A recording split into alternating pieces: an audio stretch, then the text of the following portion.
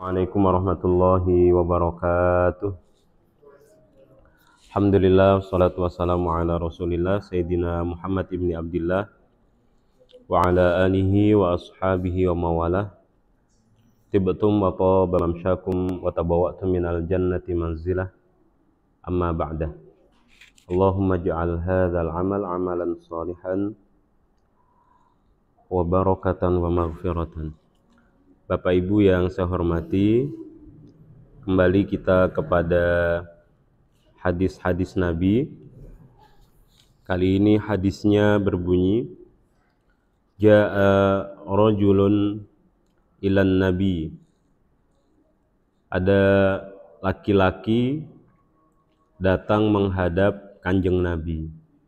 Faqala, orang ini mengatakan, laki-laki ini mengatakan, Ya Rasulullah, inni kutibtu fi ghazwati kada wa kada.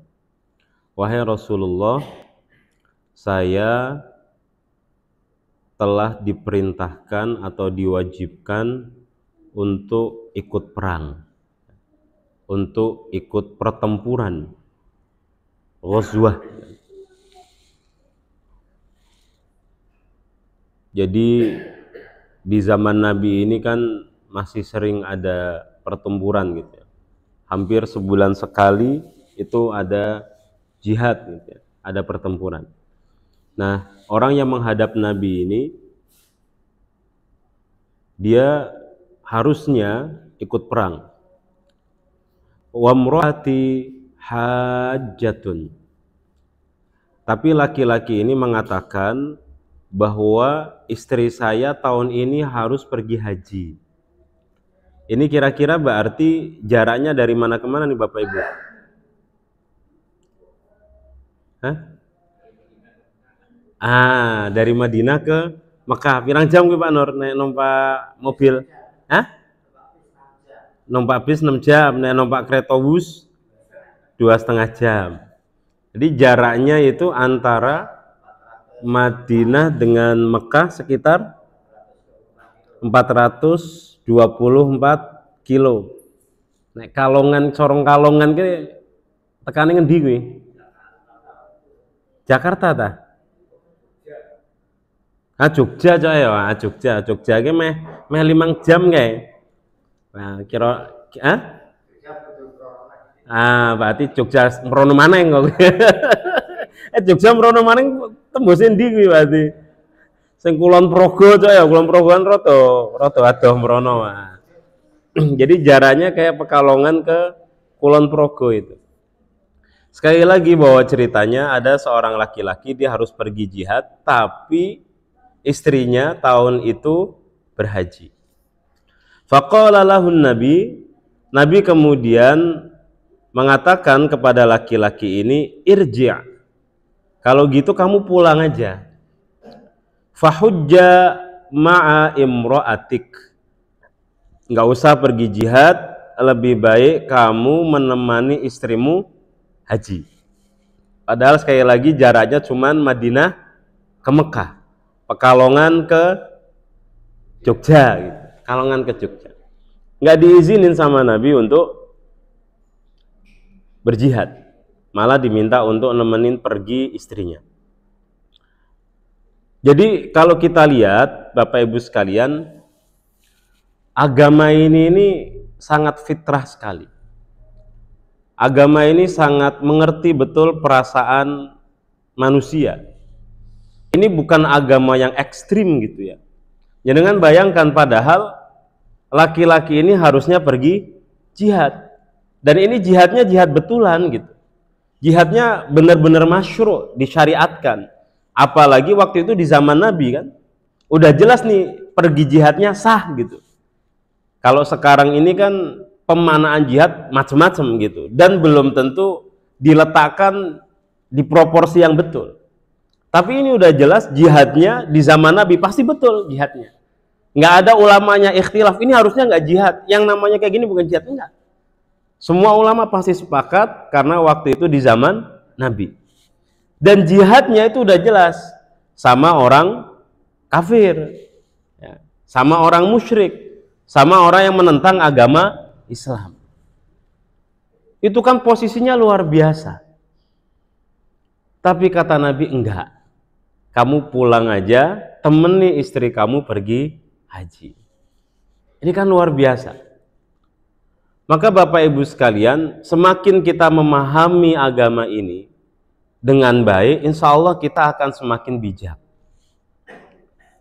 Kalau misalkan ada di antara panjenengan gitu ya, biasanya ikut kajian Umar gitu, atau jenengan ada ikut kajian di mana gitu, yang setiap pekan atau apa, itu kalau istrinya sakit, lalu kemudian izin atau nggak hadir di Umar karena ngantar istrinya, itu jenengan artinya faqih gitu. Maksud saya faqih berarti jenengan paham ilmu fikih gitu, paham ilmu agama. Bukan orang yang paham ilmu agama itu kemudian menjadi keras. Enggak, saya pokoknya mau hadir kajian. Kamu terserahlah mau apa gitu. Kan bisa pergi sendiri. Enggak. Selembut itu agama ini, sebijak itu agama ini. Padahal posisinya dihadapkan sama jihad. Gitu. Maka pelajarannya Bapak Ibu sekalian diantaranya adalah bahwa satu, bahwa dalam Islam itu al-mahramu fis safari ikraman lil mar'ah walaysa syakkan biha. Jadi agama ini sebenarnya mengajarkan kepada kita kalau ada wanita pergi sendiri itu sebaiknya ditemani. Terutama kalau perjalanannya jauh gitu. Bukan kemudian agama ini meragukan sama wanita, enggak. Tapi itu adalah bentuk penghormatan, bentuk pemuliaan agama ini terhadap perempuan. Sekarang ini kan banyak orang yang mengkampanyekan emansipasi gitu ya. Nah, kalau laki-laki bisa pergi sendiri ke luar negeri, laki-laki bisa pergi sendiri ke luar kota, laki-laki bisa pergi sendiri ke luar provinsi, harusnya wanita juga begitu dong. Tapi sebetulnya yang meneriakkan emansipasi kalau dia itu betul-betul wanita, dia justru seneng kalau seandainya perginya nggak sendiri, perginya ditemani, karena itu fitrahnya. Dan agama ini tuh sangat fitrah sekali. Ikroman, bukan kita itu ragu sama wanita, enggak. Tapi kita justru memuliakan. Makanya Bapak Ibu, terutama bapak-bapak gitu ya, kalau sering ngecek istrinya itu betul, lagi di mana gitu. Bukan kita ragu, tapi pemuliaan, bentuk perhatian kita. Tapi jangan dibalik, bapak-bapak lagi-lagi ditanya lagi, Pak, saya ngaji mosok gue. Karena yang harusnya ditanya itu adalah perempuan. Dan fitrahnya begitu. Dia kalau nggak ditanya malah justru merasa nggak diperhatikan. Dia kalau nggak ditemani malah ngerasa juga nggak dimuliakan. Nah, Nabi begitu tuh. Paham betul, agama ini luar biasa. Makanya kalau jenengan ada ngaji pekanan gitu ya, kemudian nggak hadir karena ada ngurus keluarga gitu ya, ngantar ke dokter, ngantar operasi, ngantar lahiran, itu justru betul. Justru betul. Kalau kemudian pembina dan pembimbingnya malah marah, berarti dia nggak ngaji Umar soalnya. Nah, jenengan bilang, Ustadz, mau aku pernah nemu ke hadis Kanjeng Nabi, kuwi ana sahabate Pak melu perang jihad, tapi bojone Pak haji, kata Kanjeng Nabi nggak usah pergi jihad gitu. Bijak sekali agama ini.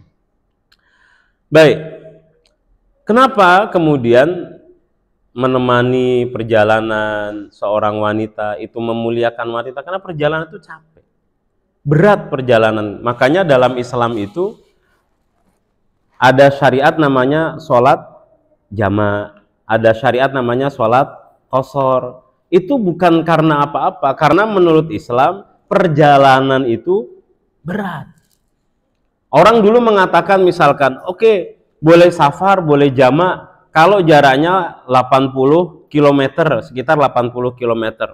Ada yang mengatakan sekarang 80 km sekarang sama 80 km zaman Nabi berbeda. 80 km zaman Nabi bisa sehari semalam karena pakai onta, masih pakai jalan kaki bisa berhari-hari. Sekarang kita pakai pesawat paling sekian menit gitu kan. Permasalahannya bukan hanya sekedar jarak. Perjalanan itu yang berat diantaranya adalah perasaan. Perjalanan itu diantara yang berat adalah pikiran. Perjalanan itu yang diantara yang berat adalah hatinya. Karena meninggalkan rumah, meninggalkan kampung halaman itu nggak mudah, berat. Nah, beratnya juga ada di sisi psikologinya itu. Ya. Makanya Islam memandang perjalanan itu berat, wanita harus ditemani. Apalagi ya, kita nggak tahu di jalan mungkin ketemu orang yang jahat gitu ya, mungkin ketemu orang yang bermasalah. Apalagi kalau dulu di terminal-terminal itu kan banyak calo-calo yang ngeri tuh Pak, rawan. Saya kalau ke Jakarta tuh paling nggak suka kalau masuk terminal Pulau Gadung, nggak pernah lolos saya. Minimal kena calo gue, minimal kena calo, nggak pernah lolos. Ya. Baik, pelajaran yang kedua, ya, Bapak Ibu sekalian, bahwa ternyata pahala menjaga keluarga, ya, menjaga keluarga ini baik ibu-ibu menjaga anak-anaknya, baik ibu-ibu menjagain atau melayani suaminya, begitu juga suami melindungi keluarganya, itu pahala menjaga keluarga itu pahalanya setara dengan pahala jihad. Pahalanya setara dengan pahala jihad. Makanya ini luar biasa. Dalilnya apa? Ya dalilnya kisah tadi. Kata Nabi, udah nggak usah pergi jihad, kamu temani aja istrimu. Bahkan ada dalil yang lebih nyata lagi Bapak Ibu sekalian. Apa itu? Di sini disebutkan wa ayyu ikramin lil mar'ah. Adakah satu kemuliaan yang lebih besar bagi seorang perempuan? Aktsaru min ayyazima Utsman ibni Affan 'alal khuruji li ghazwati Badrin. Waktu itu Sayyidina Utsman ibnu Affan sudah berniat untuk pergi perang Badar. Lagi-lagi dihadapkannya sama perang. Dan ini perang Badar. Perang Badar itu perang pertama, perang Badar. Summa tamridu imra'atuhu. Tapi istrinya Utsman sakit. Kalau tadi istrinya mau pergi haji, kalau ini istrinya Sayyidina Utsman sakit. Fayajlisu qurbaha. Ya, yang dilakukan Utsman yang tadinya itu sudah berniat untuk pergi jihad, nggak jadi. Utsman akhirnya memilih untuk duduk di samping istrinya. Yudawiha, untuk memberikan obat, ngobati istrinya.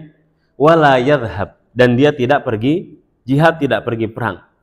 Tsumma yuqsimun nabi lahu minal ghanaim. Dan hebatnya Kanjeng Nabi itu, Utsman juga tetap mendapatkan jatah ghanimah meskipun nggak pergi jihad. Jadi kan berarti apa?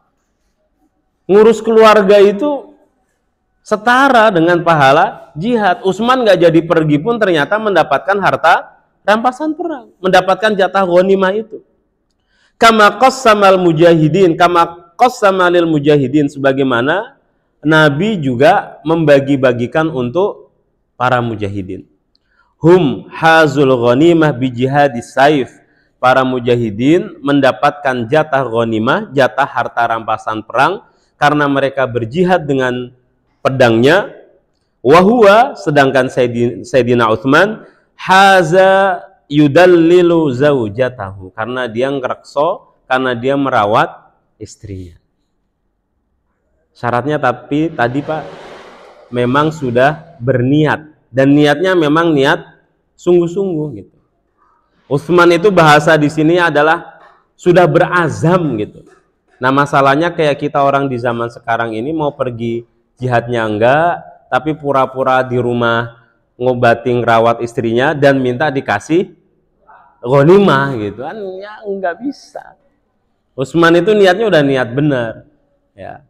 Sudah berarti kan udah nyiapin kendaraan untuk berjuang, udah nyiapin juga bekal untuk berjuang, udah nyiapin juga fisiknya untuk berjuang gitu. Tapi ternyata istrinya sakit. Nah kalau kita nggak pernah nyiapin untuk itu, tapi kemudian tiba-tiba mau minta ghanimah, ya nggak bisa. Bapak Ibu yang saya hormati, jadi memang pahala ngerawat keluarga ini besar sekali. Maka yang perlu kita lakukan karena pahalanya ini besar, ya, kita perlu untuk tidak miskin apresiasi.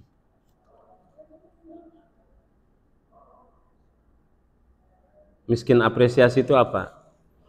Ya jarang ngasih pujian, jarang ngasih bilang terima kasih gitu ya.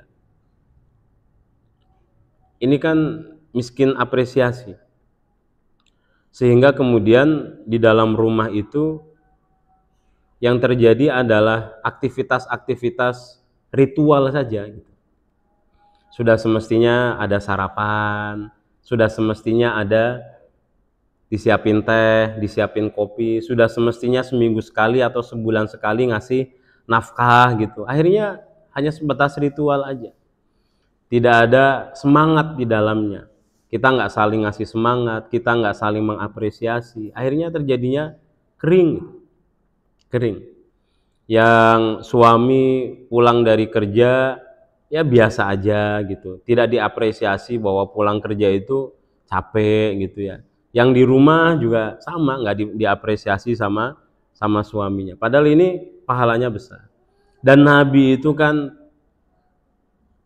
manusia yang paling mulia dan tidak pernah miskin mengapresiasi. Jangankan keluarganya gitu ya. Orang luar pun kan semuanya diapresiasi sama Nabi. Nabi selalunya itu tidak pernah kurang akal untuk melihat sisi positif orang lain. Ada orang itu di dalam Sulh Hudaybiyah namanya namanya Salamah ibnu Aqwa. Waktu Sulh Hudaybiyah sama Nabi, orang ini tuh Sulh Hudaybiyah tuh keadaannya genting kayak mau perang. Salamah kemudian dikasih perisai. Perisai itu apa Pak bahasa kitanya Pak? Tameng gitu ya, dikasih tameng karena keadaannya genting. Nah ini dipakai gitu, karena kamu nggak bawa senjata, nggak bawa apa, minimal kamu punya tameng. Kalau nanti terjadi perang, ada sabetan pedang, kamu bisa melindungi tubuh kamu dengan tameng, dengan perisai itu. Dikasih itu Salamah perisai dari Nabi. Setelah itu kemudian Nabi ketemu lagi sama Salamah. Hei Salamah, di mana perisai kamu gitu? Jadi setelah beberapa saat ketemu lagi sama Nabi, Salamah dalam keadaan nggak pakai perisai, padahal kondisinya genting. Kata Salamah, perisainya sudah saya kasih ke paman saya. Berarti ya seolah-olah dia lebih baik saya yang terbunuh daripada paman saya. Itu diapresiasi sama Nabi. Meskipun akhirnya tidak terjadi perang, diapresiasi sama Nabi. Kata Nabi apa? Innaka kalladzi qala al-awwal Allahumma abghini habiban huwa ahabbu ilayya min nafsi. Jadi kamu itu kayak orang-orang hebat, kata Nabi.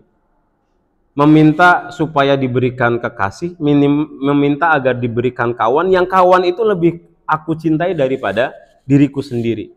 Itu kata-kata yang masyhur pada waktu itu. Itu dinisbahkan kepada Salamah ibnu Aqwa. Jadi ada misalkan kalau di kita ini yang lagi rame misalkan apa, dan itu positif, misalkan lagu yang lagi rame apa sekarang Pak? Hah? Lagu yang lagi rame apa? Hah? Ijazah palsu.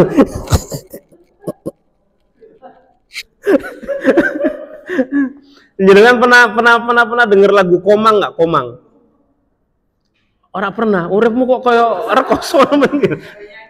Komang ya Fit ya namanya. Komang kan? Pernah? Hah? Lebih galau lagi. Misalkan ada lagu Komang, siapa yang nyanyi Fit namanya Fit? Raim Laude gitu. Bilang sama istrimu istriku kamu tuh kayak Komang gitu kan. Itu kan ibarat Nabi ngomong kayak gitu. Ada satu yang lagi masyhur, lalu Nabi bilang kata-kata itu paling tepat adalah untuk kamu gitu. Ya bolehlah tadi lagi lagu Mangu gitu ya, yang lagi rame gitu. Aku tuh kalau lagi jauh kayak kamu tuh, ya saya nggak bisa ngungkapin apa-apa kecuali kayak lirik yang ada di Mangu gitu. Pak jenengan mantok-mantoknya pernah krungu ora Pak lagune? Oh pernah.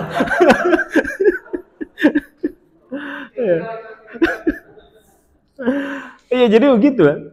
Yang dilakukan Nabi, oh ada kata-kata yang masyhur dinisbahkan kepada orang ini tepat nih untuk mendapatkan apresiasi itu. Orang jadi seneng gitu. Berada di sekitar Nabi itu bombong terus rasanya. Orang kalau bombong dia pasti akan memberikan semuanya Bapak Ibu sekalian. Baik, yang selanjutnya adalah bahwa ketika ngerekso keluarga atau merawat keluarga itu pahalanya setara dengan jihad, bahkan Sayyidina Utsman mendapatkan jatah ghanimah, maka kita perlu perhatikan betul Bapak Ibu sekalian bahwa ketika di dalam keluarga itu yang kita lakukan adalah mentarbiyah keluarga, bukan meriayah keluarga. Apa bedanya? Kita sering bilang meriayah bukan. Kalimat yang tepat adalah mentarbiyah. Karena riayah itu bahasa yang paling tepat adalah untuk hewan. Makanya Nabi sering mengatakan karra'i haulal hima. Jadi seperti penggembala. Nah, penggembala itu disebut orang yang meriayah. Karena kalau kita meriayah keluarga, yang kita lakukan adalah, oh kalau setiap bulan berarti kita ngasih uang bulanan. Oh kalau setiap pagi berarti istri ngasih kita makan, istri ngasih kita minum. Kalau ada yang sakit kemudian kita bawa ke dokter. Itu kan udah kayak hewan peliharaan. Apa bedanya gitu? Kita punya kucing di rumah. Setiap hari kemudian kita kasih makan, kita kasih minum, lalu kemudian kita suruh dia mandi gitu. Kalau dia sakit kita bawa ke dokter, kan sama aja. Yang kita lakukan itu bukan riayah, tapi yang kita lakukan adalah tarbiyah. Mentarbiyah itu mendidik, membuat orang itu potensinya berkembang. Karena kalau kita hanya meriayah itu bahaya. Di Cina itu pernah ada satu dinasti. Dinasti apa itu? Dinasti yang bikin tembok besar Cina itu siapa Pak? Itu kan Cina itu kan bikin tembok itu kan, tembok besar Cina itu kan supaya tidak diserang gitu. Supaya tidak diserang. Tapi ternyata bisa diserang. Lewat mana? Ternyata dia bisa diserang itu lewat pintu gerbang. Kenapa bisa diserang lewat pintu gerbang? Karena yang jaga pintu gerbang itu bisa disuap. Pelajarannya apa? Bahwa kita itu terkadang memperhatikannya bangunan, tapi kita tidak memperhatikan orang. Harusnya yang kita didik itu adalah orang. Apa gunanya kemudian kita bikin benteng yang begitu tinggi, tapi ternyata orangnya bisa disuap. Menghabiskan berapa tahun aja itu tembok besar Cina itu, tapi ternyata bisa juga dilumpuhkan, dan lumpuhnya lewat pintu gerbang. Karena lupa untuk mendidik orang. Nah, dalam keluarga itu yang kita lakukan adalah mentarbiyah keluarga. Dan Nabi luar biasa. Kita mungkin sering dengar ya Bapak Ibu sekalian, atau jenengan juga pernah dengar. Pernah nggak dengar Nabi balapan lari sama Aisyah? Waktu itu Aisyah masih muda. Pertama kan masih muda. Balapan lari siapa yang menang ketika Aisyah masih muda? Aisyah yang menang. Tapi kemudian setelah beberapa saat gantian, balapan lari lagi, tapi Aisyah sudah agak berumur gitu. Kalau sudah agak berumur, maka badannya juga semakin besar. Untuk lari juga udah semakin repot. Maka lomba balapan lari yang kedua yang menang adalah Rasulullah. Jangan tahu posisi balapan lari itu di mana? Posisi balapan lari itu bukan dalam keadaan lagi kayak gini Pak. Posisi balapan lari itu adalah dalam perjalanan Nabi waktu itu mau berangkat jihad. Posisi jihad itu kan posisi tegang Pak. Karena mau perang, bayangannya terluka, mungkin juga meninggal di situ. Tapi Nabi masih yuda'ib zaujatahu. Tapi Nabi masih main-main itu sama istrinya. Jadi posisinya adalah posisi lagi mau perang. Apalagi kita dalam kondisi yang tidak perang gitu kan. Maka pastikan itu nanti pas liburan ya minimal apa ngubengi Mataram kan gitu Pak. Ojo sampai Mataram be ora kowe kan. Ayo takjak jalan-jalan yang dia cuman ngubengi ora apa-apa.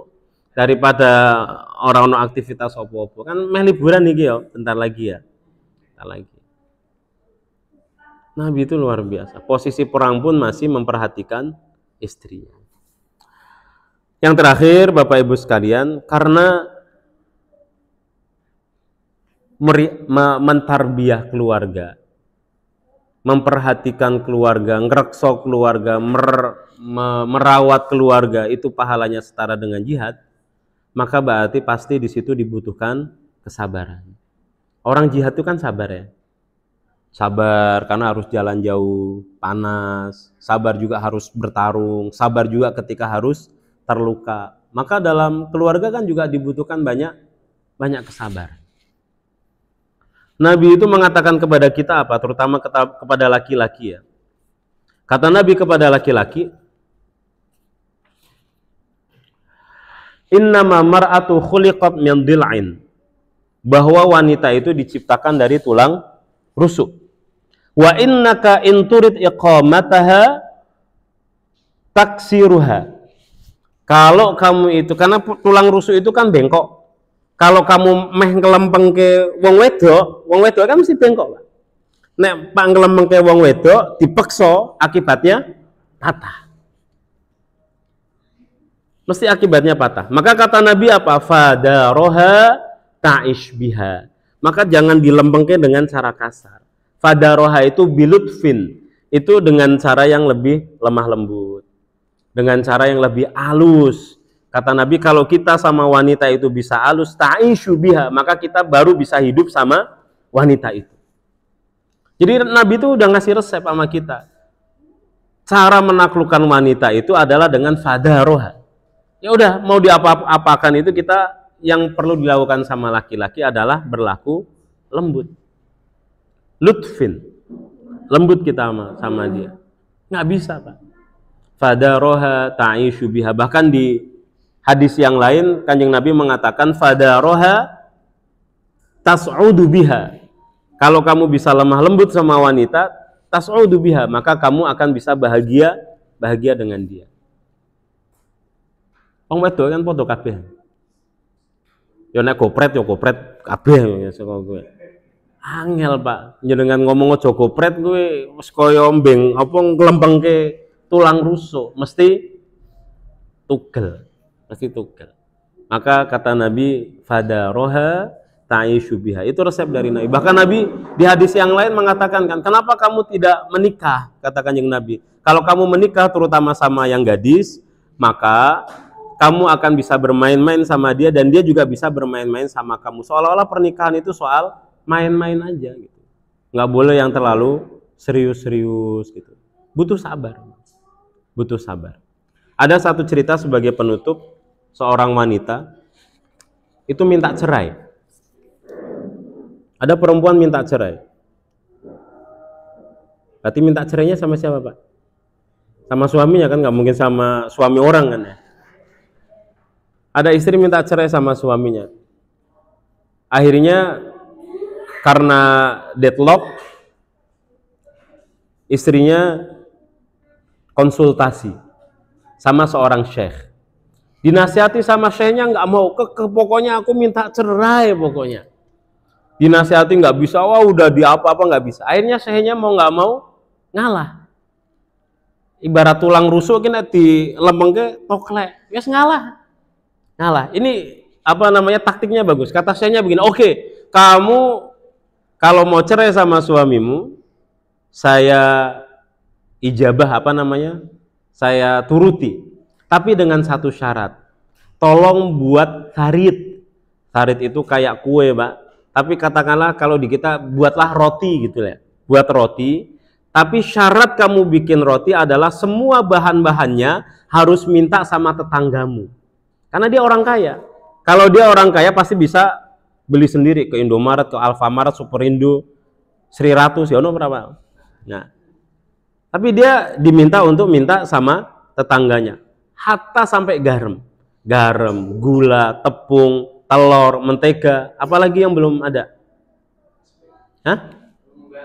Pengembang apa Pak? Ah?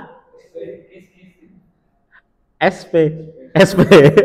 Pengembang apa aja pokoknya minta sama tetanggamu. Oke, bener ya Syekh, kata si wanita itu. Kalau saya sudah bisa bikin kue dan semua bahan-bahannya dari tetangga saya dikabulkan untuk cerai sama suami saya. Iya, kata Syekhnya. Akhirnya kelilinglah si istri ini, dodok ke tetangganya. Saya mau minta garam. Tetangganya kaget. Kok jenengan minta garam ke saya? Jenengan kan orang kaya. Nah, ketika tetangganya kaget, akhirnya kan dia cerita, karena saya disuruh sama Syekh. Ini sebagai syarat supaya saya bisa cerai sama suami saya. Tetangganya kaget. Loh kok kowe goblok nyalok cerai karo suamimu, kan suami ya wong wedok nek ketemu karo wong wedok apa maneh ngomongi bojone kan dawa dene Pak, mesti dawa. Lah kok kowe nyaluk cerai karo suamimu? Suamimu ki wong apik, ora pernah merceko, kemudian apa namanya hak-hak kamu juga dikasih. Daripada bojoku mending bojomu gue kan akhirnya. Curhat kan balik gue. Akhirnya dia dikasih garam. Dia keliling lagi ke tetangganya, dodok lagi, gantian minta gula. Ditanya dengan pertanyaan yang sama. Kok kamu minta gula sama saya? Kan kamu lebih kaya. Akhirnya dia cerita, saya minta gula karena diperintah sama Syekh. Ini sebagai syarat supaya saya bisa cerai sama suamiku. Bodoh Pak jawabannya, lah kok gue lupa kok gue. Daripada suamiku sih mending adoh suamimu gue. Lagi begitu lagi. Minta telur gitu kan ke tetangganya yang lain. Responnya sama. Minta tepung ke tetangganya yang lain. Responnya sama. Minta tetangga ke tetangga yang lain. Lah kok kamu minta tetangga? Saya disuruh sama saya begini-begini. Semua responnya sama. Akhirnya dia bikin kue. Kuenya dikasihkan sama syekhnya. Dan si wanita ini bilang, saya nggak jadi minta cerai sama suami saya. Nah, terkadang kita ini apa ya? Karena kurang informasi, ternyata tetangga kita, teman kita lebih menderita dari kita, akhirnya kita ngerasa orang yang paling menderita, padahal ternyata lebih banyak yang menderita dari kita. Makanya terkadang penting kita berteman, kemudian tahu, oh ternyata yo aku kisah mending oke. Assalamualaikum warahmatullahi wabarakatuh.